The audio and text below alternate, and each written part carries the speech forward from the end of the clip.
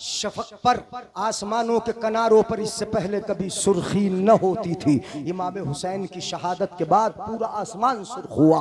फिर धीरे धीरे ये सुर्खी छटती चली गई, धीरे धीरे सुर्खी खत्म होती चली गई। आसमान के किनारों पर ये सुर्खी बाकी है। खून हुसैन, शहादत इमाम हुसैन के बाद रात का मंजर है। रात का अंधेरा आता है। रात के अंधेरे में जिनके सर के ऊपर कोई शामियाना भी नहीं है, कोई कपड़ा भी नहीं है, सरों से दुपट्टे भी खींच लिए गए हैं। याद रखो, घर में जब एक जनाजा हो तो पूरी पूरी रात रोते रोते इंसान मर जाता है। उसके पड़ोसी भी रोने आ जाते हैं, रिश्तेदार और अहबाब भी रोने आ जाते हैं, उसके गम में शरीक होने आ जाते हैं।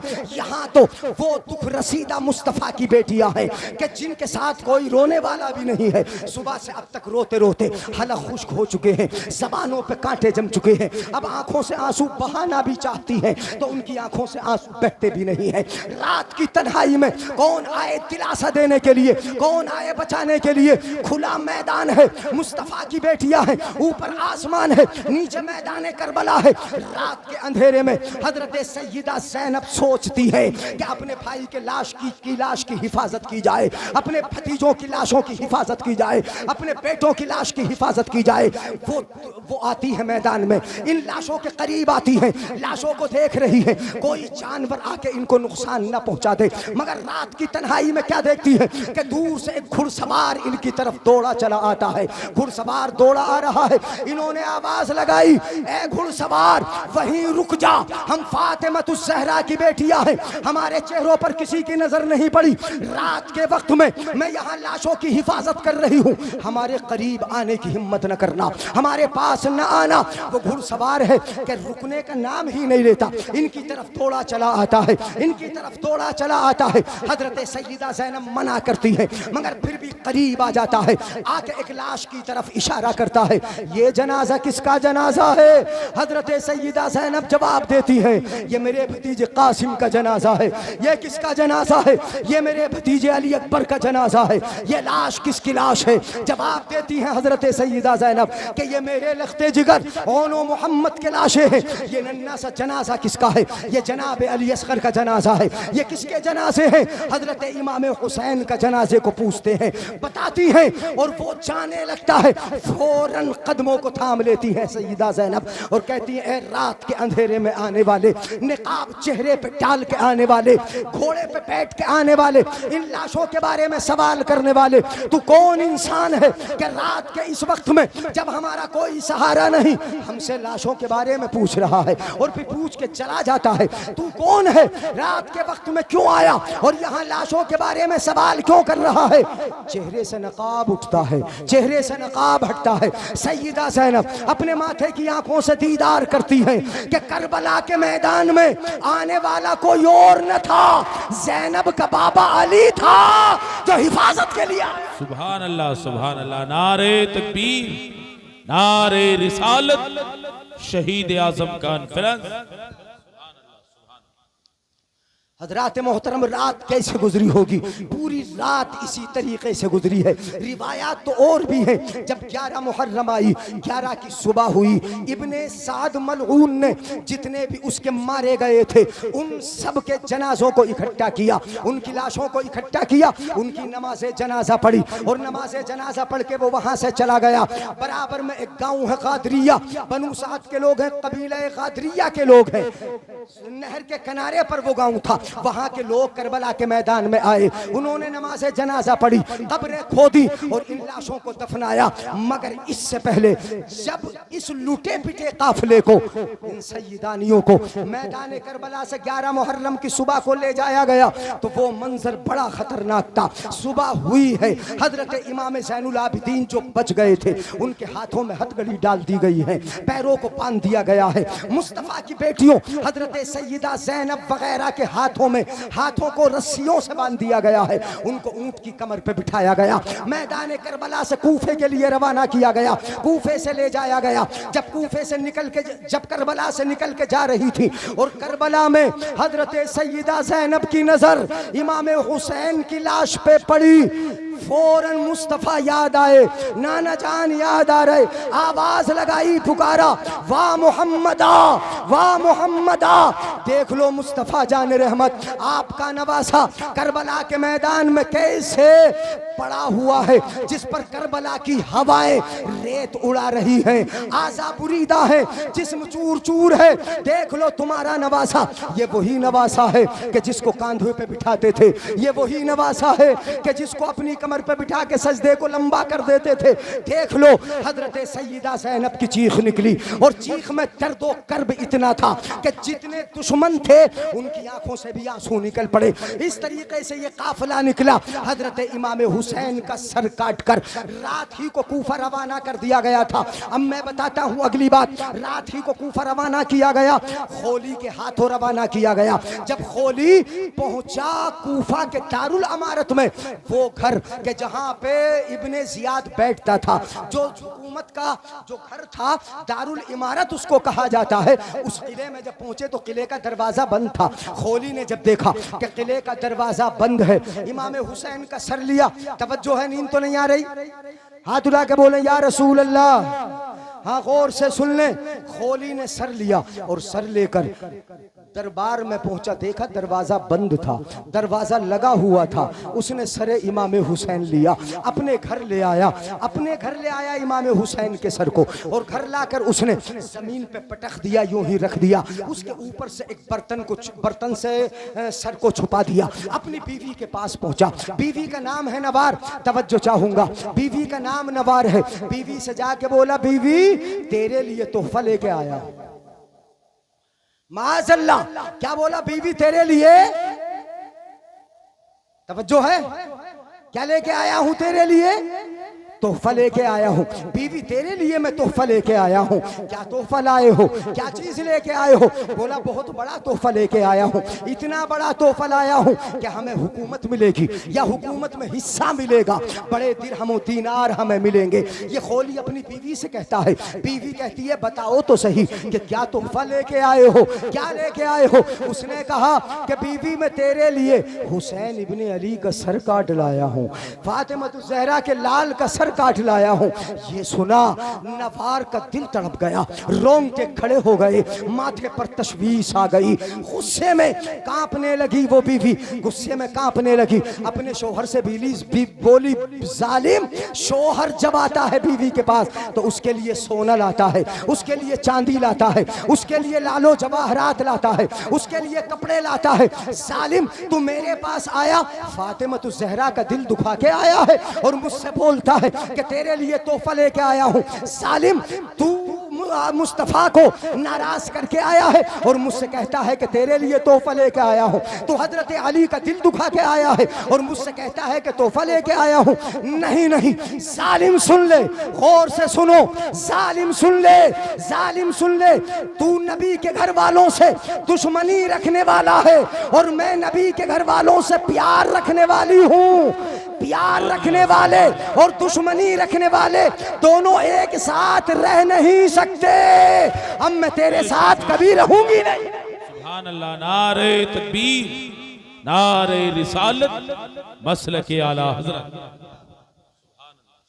मैं तेरे साथ कभी न रहूंगी, मैं तेरे साथ मियाँ बीवी जैसे ताल्लुकात कायम न करूंगी। वो दूर चली गई। ये जालिम ऐसे हो गया कि ना खुदा ही मिला, ना विसाले सनम, ना इधर के रहे ना उधर के रहे। पूरी रात इसने गुजारी। नवार ने सर इमाम हुसैन का लिया, चेहरे से गुबार को साफ किया, आपकी जुल्फ़े अंबरी को साफ किया और इनको साफ करने के बाद वो अपने कमरे में ले गई। इमाम हुसैन के चेहरे के सामने बैठ गई। हजरत फातिमा ज़हरा के दुखे हुए दिल को याद करके रोना शुरू कर दिया, हजरत अली को याद करके रोना शुरू किया। हजरत इमाम हुसैन के चेहरे का दीदार करती है, रोती चली जाती है, दीदार करती है, रोती चली जाती है। रात का एक पहर गुजरा, दूसरा पहर गुजरा, तीसरा पहर आया। परवरदिगार आलम ने इमाम हुसैन से मोहब्बत के सदके इसकी आंखों से पर्दे हटा दिए, आंखों से पर्दे हटा शादी आंखों से पर्दे हट गए, और जब पर्दे हटे हैं तो क्या देखती है? राइतु नूरम मिनस समाई यस्तउ इलल इजाना। वो खुद बयान करती हैं कि मैंने देखा आसमानों से नूर बरस रहा है और इमाम हुसैन के सर तक आ रहा है। कहां तक आ रहा है? इमाम हुसैन के सरे अनवर तक आ रहा है। और जहां नूर का रास्ता बन जाता है वहां फरिश्ते उतरना शुरू हो जाते हैं, रब की रहमतें उतरना शुरू हो जाती हैं। हमें इतना तो अकीदा मिल ही गया, तड़प के बोलिएगा सुभान अल्लाह, इतना तो अकीदा मिल ही गया कि नबी का तबर्रुक अगर दुश्मन के घर में भी रखा हुआ हो तो रब की रहमतें वहीं आ जाती हैं। सुभान अल्लाह, सुभान अल्लाह। की रहमतें वहीं आ जाती हैं, रब के अनवार वहीं आ जाते हैं। पूरी रात दीदार करती रही, दीदार करती रही, यहाँ तक वो बयान करती है कि मैंने तो इतना भी देखा कि चंद परिंदे सफ़ेद किस्म के इमाम हुसैन के सर के इर्द गिर्द घूम रहे हैं। परवरदिगार आलम ने इसकी आंखों से पर्दे हटा दिए हैं। सुबह हुई, ये जालिम इमाम हुसैन के सर को दस्त में रखता है और इब्ने ज़ियाद मलऊन जहन्नमी के सामने जाके पेश कर देता है। इब्ने ज़ियाद के सामने इमाम हुसैन का सर रखा गया। उस जालिम इब्ने ज़ियाद ने इतनी बड़ी छड़ी अपने हाथ में ले रखी थी, कभी इमाम हुसैन के दांतों पे मारता है, कभी लबों पे मारता है। उसी मजलिस में इमाम हुसैन से मोहब्बत करने वाले मुस्तफ़ा के एक सहाबी हजरत ज़ैद इब्ने अरकम रज़ी अल्लाह ताला अन्हु उस मजलिस में मौजूद थे। उन्होंने जब देखा कि ये इमाम हुसैन के चेहरे अनवर की तौहीन कर रहा है, होठों पे छड़ी मार रहा है, दांतों पे छड़ी मार रहा है, उस शख्स ने कहा कि जालिम, इस छड़ी को हुसैन के दांतों से दूर कर ले। मैंने मुस्तफ़ा को इन लबों को चूमते देखा है। तारीख बदली है, चंद दिन गुजरे हैं, अभी तो 2-3 साल का वक्त ही गुजरा है। तख्त यही है, जामा मस्जिद वही है, लोग जमा है, मुख्तार सकफी आज बैठा है। चंद दिन गुजरे हैं, तारीख ने करवट बदली है, जमाना बदला है, तारीखें बदलती हैं, जमाने बदलते हैं। ऐसा भी होता है कि एक दिन आया, मुख्तार सकफी बैठा, उसने अपनी फौज को भेजा, फौज इब्ने ज़ियाद का सर कलम करके लाई। आज सर हुसैन का था, इब्ने ज़ियाद यहाँ बैठा हुआ था, आज इब्ने ज़ियाद का सर है। मुख्तार सकफी बैठा हुआ था, मुख्तार सकफी ने जो काम इसने इमाम हुसैन के साथ किया था वही उसने भी छड़ी हाथ में ली है और इसके दांतों पे मारी है, इसके लबों पे मारी है, इसके सर पे मारी है। ये कर ही रहा था कि इतने में शोर बुलंद होता है, शोर उठता है। क्या शोर उठा? आवाज आई, जात जात, कुछ आ गया, कुछ आ गया। तबरी की रिवायत देखो, हदीसों का खुलासा सुनो। कुछ आ गया, कुछ आ गया। क्या आया? भीड़ बड़ी जमा थी, जामा मस्जिद का हिस्सा था, वहां पर ये बैठा हुआ था मुख्तार सकफी, इब्ने ज़ियाद का सर और उसके साथियों के सर रखे हुए थे, बहुत सारे सर थे। इतने में जात जात का शोर बुलंद हुआ। किसी ने देखा कि अंदर से निकलता हुआ एक सांप, तवज्जो है, सांप आया, उस तख्त पे चढ़ा जहां सर रखे हुए थे। सारे सरों को सूंघता हट जाता, सूंघता हट जाता, सूंघता हट जाता। जैसे ही इब्ने ज़ियाद के सर के पास आया, उसकी खोपड़ी के पास आया, तो एक रिवायत तो ये है कि वो सांप उसके मुंह में दाखिल हुआ, पूरे दिमाग में घूमा, नथने से वापस आ गया। और दूसरी रिवायत ये है कि वही सांप एक नाक के नथने से दाखिल हुआ, सर में घूमा, दूसरे नाक के नथने से निकल के वापस आया। पूरा मजमा देख रहा था, जात जात की शोर बुलंद हो रहा था, इसकी आवाजें बुलंद हो रही थी। और परवरदिगार आलम हुसैन का बदला दुनिया को दिखा रहा था कि देख लो, अभी तो सिर्फ सर कटा है, दुनिया का ये अजाब है कि सांप आ गया, सांप ने पूरे सर को अपने कब्जे में ले लिया, खोपड़ी को अपने कब्जे में ले लिया। अभी तो उसका जिस्म जमीन के अंदर जाना बाकी है और इसके बाद जहन्नम का अजाब बाकी है। कैसे कैसे अजाब मिलेंगे, कैसे कैसे मिलेंगे? थक गए? खत्म कर लूं तकरीर? बोल दो। तवज्जो, मुख्तसर मुख्तसर सुन ले। यहाँ तो ये हो रहा था, इब्ने जियाद ने बड़ी ज्यादती की है इस सहाबी को। एक सहाबी को यहाँ पर हजरत अब्दुल्ला इब्ने अफीफ उस्दी को इसने कत्ल भी करवाया है, इसलिए कि वो इसे बुरा भला कह के चले गए थे। ये जब खुतबा देने के लिए खड़ा हुआ तो इस जालिम ने सबसे बड़ा दुश्मन ये वलदुज़्ज़िना था, सही बेटा भी न था। इब्ने जियाद इसको कहा जाता है। यजीद को भी ये पसंद न था, इब्ने जियाद यजीद को भी पसंद नहीं था।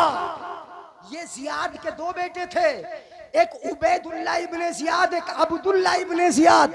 अब्दुल्लाह इब्ने जियाद जो था वो यजीद का गवर्नर था, और ये उबैदुल्लाह इब्ने जियाद जो था जो कूफा आया था और सारा कारनामा जिसने अंजाम दिया था, ये खुद यजीद को पसंद नहीं था। यजीद खुद इससे मोहब्बत नहीं करता था, इसको चाहता नहीं था, इसीलिए इस जालिम मलऊन ने ये काम किया। बहुत बड़ा जहन्नमी था। बहरहाल ये कैफरे किरदार तक पहुंचा। उसी मलऊन ने मस्जिद में खड़े होकर हजरत इमाम हुसैन को कहा, कज़्ज़ाब इब्ने कज़्ज़ाब। उसने कहा झूठा, झूठे का बेटा, यानी अली झूठे का बेटा, झूठा हुसैन। ये कहा। हजरत अब्दुल्ला इब्ने अफीफ उस्दी खड़े हुए और उन्होंने कहा, जालिम तू झूठा है, तेरा बाप झूठा है और तेरा आका यजीद झूठा है। तू हुसैन को झूठा कहता है, हुसैन के बाबा अली को झूठा कहता है। अरे वो सच्चे हैं, उनके बाबा सच्चे हैं, उनके नाना सच्चे हैं, और उन पर जो कुरान उतरा वो सच्चा है, उनका लाया दीन सच्चा है। सुभान अल्लाह, सुभान अल्लाह। नारे तकबीर, नारे रिसालत, मसलके आला हजरत हजरत अल्लामा मुफ्ती जलीस अहमद साहिब क़िबला। उनको झूठा कह रहा है। हजरात मोहतरम, तो कूफे के लिए खैर सर तो ये पहले ही आ गया था।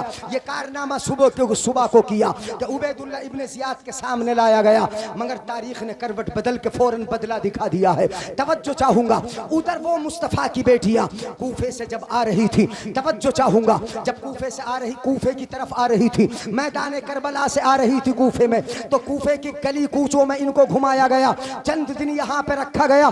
गौर से सुनिएगा, कूफा से इस काफिले को सनान इब्ने सनान के साथ, खोली के साथ, शिमर के साथ, यजीद दिमश्क में था। जब तक गौर से सुनेंगे समझ में नहीं आएगा। यजीद दिमश्क में था। कहाँ था? दमिश्क में। और ये कारनामा हो रहा था इराक में, कूफा में। कहाँ? कूफा में, करबला में, इराक में हो रहा था। अब कूफा से, करबला से दिमश्क का लंबा रास्ता था। इस लूटे हुए काफिले को, मुस्तफा की बेटियों को, मुस्तफा की शहजादियों को यजीद के पास भेजना था। इन कटे हुए सरों को यजीद के पास भेजना था। तो फिर कैसे भेजा जाए? शिमर को साथ में किया, खोली को साथ में किया, सनान इब्ने सनान को, पूरे काफिले को साथ में किया, और मुस्तफा के इन शहजादों के कटे हुए सर साथ में लिए। ये लुटा हुआ काफिला, ये बेटियां, ये मुस्तफा की शहजादियां, ये मुस्तफा के नवासे की बीवियां, इन सबको बांधकर, इनको कैदी बनाकर कहां? कूफा से दमिश्क भेजा गया। दिमश्क की तरफ जब ये रवाना हुए, कूफे से निकले ही थे। अब गौर से सुनिएगा, कूफे से निकले ही थे। आसमान की तरफ जब नजर उठाई तो क्या देखा? खून का एक कलम नमूदार हुआ, खून का एक कलम आया। खून के कलम ने आके खून से लिखा, और क्या लिखा?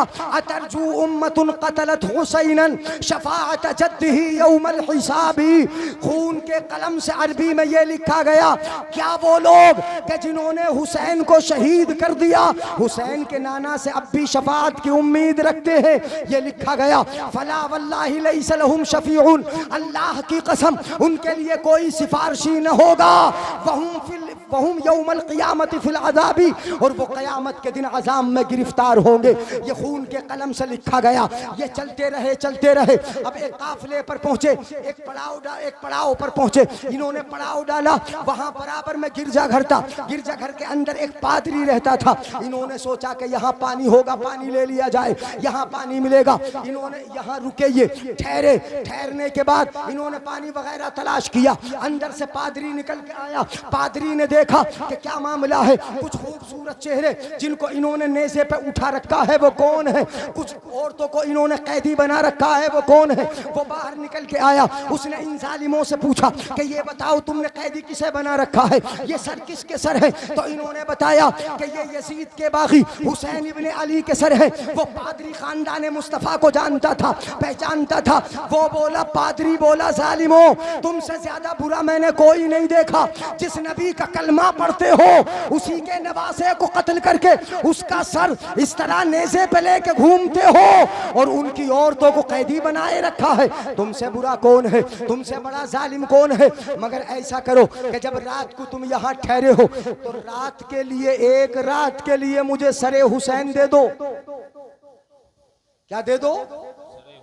एक रात के लिए मुझे इमाम हुसैन का सर दे दो।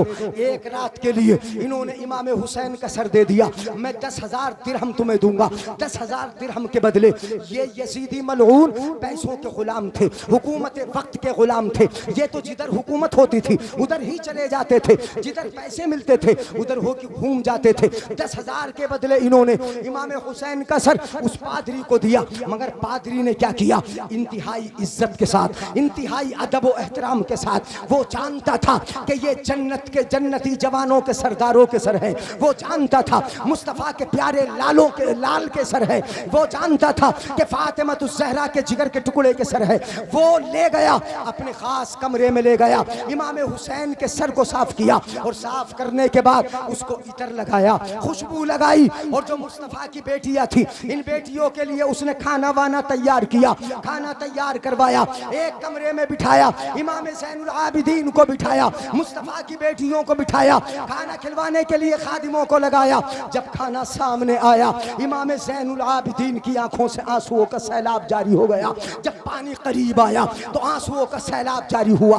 हजरत इमाम ज़ैनुल आबिदीन पानी को देखकर कहने लगे, बोलने लगे कि यही वो पानी है कि एक कतरा मेरे नन्हे भाई अली असगर को न मिल सका, ये वही पानी है कि मेरी बहन सकीना को न मिल सका, ये वही पानी है मैदान करबला में जो मेरे भाई कासिम को न मिल सका, अली अकबर को न मिल सका। अब मेरे सामने आया, जैसे ही लबों से पानी लगाते आंखों से आंसुओं का सैलाब जारी हो जाता। खाना सामने आता, लुकमा उठाने की कोशिश करते मगर उठाया नहीं जाता, इसलिए कि इमाम ज़ैनुल आबिदीन वो है कि जिन्होंने करबला का मंजर देखा है, करबला की हर हाल को देखा है, करबला में आते जाते देखा है, करबला में लुटते हुए देखा है, करबला में कटते हुए देखा है, करबला में प्यासों को देखा है। वो ज़ैनुल आबिदीन है। हजरात, इन्हें जो मुयस्सर था वो इन्होंने तनावुल किया। मगर उधर वो पादरी अपने खास कमरे में इमाम हुसैन का जो सर ले गया था, उसने इंतहाई खुशबू लगाकर इमाम हुसैन के सर का दीदार करने के लिए बैठ गया। रोता रहा, दीदार करता रहा, इमाम हुसैन के चेहरे को रात भर देखता रहा। यहाँ तक के जब रात के 2 पहर गुजरे और तीसरा पहर आया, परवरदिगार आलम ने इसकी आंखों से भी पर्दे हटाए, पर्दे हटे। इसने देखा कि आसमानों से नूर बरस रहा है, दिलों से पर्दे हटे, दिल का संग हटा। परवरदिगार आलम की जानिब से ये तौफीक मिली, इमाम हुसैन के सर की ताज़ीम करने के बदले ये मर्तबा मिला, ये मर्तबा मिला कि कुछ देर के बाद बोला, हुसैन मैंने तेरी अजमत को पहचान लिया है, तेरी बुलंदी को पहचान लिया है, तेरे मकाम को पहचान लिया है। हुसैन अब देर न कर, हुसैन अब देर न कर, अपने नाना का कलमा पढ़ा के हमें मुसलमान बना लो। है? जिंदगी इसी चीज का नाम है, जिंदगी इसी चीज का नाम है। सर कट गया है मगर हुसैन फिर भी जिंदा है, सर कट गया है मगर हुसैन अब भी कलमा पढ़ा रहे हैं। सर कट गया है, इमाम हुसैन ने तवज्जो खत्म कर लें, नहीं आप बताओगे तो खत्म कर लेंगे। हाथ उठा के बोले, या रसूल अल्लाह, आप तो मना ही करते रहोगे। कहोगे नहीं, नहीं कहोगे। जिक्र इमाम हुसैन है ना, मगर दिलचस्पी आ नहीं रही है करबला के बाद को सुनने में या करबला को सुनने में। एक गम जोश मारता है, यानी हाँ ज्यादा जोश नहीं मारता, बहादुरी नहीं, यहाँ पर थोड़ा सा गम का मामला उभर जाता है। मगर मैं कहूँगा कि करबला से इमाम हुसैन की बहादुरी जाहिर होती है, करबला से इमाम हुसैन की जुर्अत जाहिर होती है। जिसने अपने भतीजे की लाश को उठाया हो, अपने बेटे की लाशों को उठाया हो, अपने साथियों की लाशों को उठाया हो, फिर भी जवां मर्दी के साथ यजीदियों का मुकाबला किया हो, उनसे बड़ा बहादुर कौन है? मेरे आका फरमाते हैं अम्मल हसन फलहू जूददी वहैबती, मैंने अपने बेटे हसन को अपनी सखावत दे दी, अपनी बुर्दबारी दे दी। व अम्मल हुसैन फलहू जराअती व शजाअती, मेरे आका फरमाते हैं रहा मेरा बेटा हुसैन तो मैंने अपनी बहादुरी हुसैन को अता कर दी है। सुभान अल्लाह, सुभान अल्लाह। नारे तकबीर, नारे रिसालत, मसलके आला हजरत। सुभान अल्लाह। बड़े बहादुर का नाम हुसैन है, बड़े बहादुर का नाम हुसैन है। हजरात रात भर इसने रखा, कलमा पढ़ा, मुसलमान हुआ, सुबह हुई, 10,000 दिरहम इसने वापस पेश किए, उन्होंने ले लिए, सर भी दे दिया। अब आपस में बांटना चाहते थे कि 10,000 दिरहमों को बांटे, अगली मंजिल पे पड़ाव डाला, बांटने के लिए थैली लोटी जमीन पर, तो एक भी दिरहम न था, वो सब के सब ठीकरी बन चुके थे, ठीकरी बना दिए थे। दोनों तरफ कुरान की आयतों की मोहर लगी हुई थी, एक तरफ लिखा हुआ था वला तहसबन्नल्लाह गाफिलन अम्मा यामलु ज़ालिमून, जो जालिम करते हैं अल्लाह को उससे गाफिल न समझो, अल्लाह गाफिल नहीं है। और दूसरी तरफ लिखा हुआ था वसयअलमुल अनकरीब सालिमों को पता चल जाएगा कि किस किस्म का अजाब मिलेगा। यहाँ से ये चले, इन्हें न यहाँ माल मिला और न आखिरत में नबी की शफाअत मिली। आगे बढ़े, मूसिल होते हुए, हलब के रास्ते होते हुए दिमश्क में यजीद को पहले ही खबर मिल चुकी थी कि लूटा पीटा काफिला आ रहा है। यजीद ने दिमश्क को सजा दिया था, वहाँ के बाजार सजे हुए थे। दिमश्क के बाजारों से जब घूमने लगे, चलने लगे, हजरात तो बातें तो बहुत सारी हैं, मगर एक बात बताई देता हूं, जो लास्ट बात है, अब इससे आगे नहीं बढ़ूंगा, आप चाहोगे भी तो नहीं बढ़ूंगा, इसलिए कि आपकी बेतवज्जुही और आपका करवटें बदलना और इधर उधर देखना अब ये बता रहा है कि आप थक गए। कितना ही आप कहोगे हम 2 बजे तक सुन लेंगे, हम नहीं थकेंगे, मगर जब 12-1 का बाद होता है तो यकीनन थकावट। अब फिर एक कुर्सी पर नहीं बैठता आदमी, यानी थकने के बाद फिर एक कुर्सी पे थोड़ी बैठता है, फिर 2-2 का सहारा लेना पड़ता है। इतना जरूर बताऊंगा मैं आपको, जब दिमश्क के बाजारों में ये पहुंचे हैं तो वहां की गलियों को सजाया गया था, वहां बाजार सजे हुए थे, पूरा शहर देखने के लिए आया था कि यजीद के बागियों के सर काट के लाए जा रहे हैं, उनकी औरतों को कैदी बना के लाया जा रहा है, चलो चलो देखते हैं। छतों पर चढ़ के औरतें देख रही थी, मर्द गलियों में कूचों में निकल के देख रहे थे, बच्चे घरों की छतों पर चढ़ चुके थे, दिमश्क के बाजार भरे पड़े थे। हजरत सुहैल रज़ी अल्लाह तआला अन्हु नबी के साहबी वहां मौजूद थे, वो कहते हैं मैंने देखा कि वहां दिमश्क के कूचा बाजार सबके सब सजे हुए हैं, मामला क्या है? किसी ने बताया कैदियों के सर लाए जा रहे हैं। हजरत सुहैल ने जब देखा इमाम हुसैन के सर को तो कहने लगे कि ये तो इमाम हुसैन जैसे लगते हैं। किसी ने बताया हुसैन जैसे नहीं, यही तो हुसैन है, हुसैन को शहीद करके यहाँ लाया गया है, हुसैन को जालिमों ने शहीद कर दिया है। हजरात जब ये काफिला बाजार में जा रहा था और औरतें घर की छत पे, घरों की छत पे चढ़कर इस मंजर को देख रही थी, घरों की छतों पे चढ़कर ये मंजर मुलाहजा कर रही थी औरतें, तो उन्हीं में एक औरत ने कुछ सामान इस लूटे हुए काफिले की तरफ भेजा, खाने पीने का सामान भेजा, इन्होंने तनावुल किया, खाया पिया। उसके बाद कुछ चादरें वगैरह भेजी, चादरें वगैरह आई, फिर वो खुद पास में आई। हजरत सैयदा ज़ैनब ने पूछा, ए खातून तू हमारे साथ इतना बेहतर सुलूक करने वाली कौन है? यहाँ कोई हमें पूछने वाला नहीं, कोई हमें खिलाने वाला कुछ नहीं, मगर तू है कि पानी भी ला के पेश करती है, तू है कि तूने खाना भी ला के हमें पेश किया है, बता के तू कौन है? उसने कहा बेटी मैं कुछ जानती तो नहीं, मुझे कुछ पता तो नहीं कि तुम कौन हो, मुझे ये पता है कि तुम कैदी हो। हजरत फातिमतुज़ ज़हरा रज़ी अल्लाह तआला अन्हा के पास में रहती थी। जब मैं उनसे जुदा हो के आ रही थी तो हजरत फातिमतुज़ ज़हरा ने एक नसीहत की थी, बेटी जब कभी तुम्हारे सामने कैदी नजर आए तो उनके साथ सलूक अच्छा करना है, बर्ताव अच्छा करना है। मैंने तो तुम्हें कैदी समझा इसलिए तुम्हारे साथ अच्छा बर्ताव किया। हजरत सैयदा ज़ैनब फरमाती है कि अगर तुम्हें हमसे कुछ चाहिए तो बताओ। उन्होंने कहा कि मेरे पास दिया हुआ अल्लाह का सब कुछ है, बस मेरी एक तमन्ना है, मेरे लिए ये दुआ कर लो कि जब मैं फातिमतुज़ ज़हरा के पास मदीने में रहती थी तो मदीने में उनकी एक छोटी बेटी थी जिसका नाम ज़ैनब था। उनके दो शहजादे थे, एक का नाम हसन था, दूसरे का नाम हुसैन था। मैं हसन और हुसैन को खिलाया करती थी, मैं उस ज़ैनब को भी खिलाया करती थी जो छोटी सी बच्ची थी। मेरा उनके साथ बड़ा खिलाना हुआ। जब मैं जुदा हो रही थी तो उसके बाद से आज तक मैंने उन्हें देखा नहीं। बेटी मेरे लिए ये दुआ कर दो कि मरने से पहले एक मर्तबा सैयदा ज़ैनब का दीदार हो जाए और उनके एक बेटे हुसैन का दीदार हो जाए। हसन का तो मुझे पता नहीं कि वो जिंदा है या विसाल कर गए, मगर छोटा बेटा तो जरूर हुसैन होगा, हुसैन का दीदार हो जाए।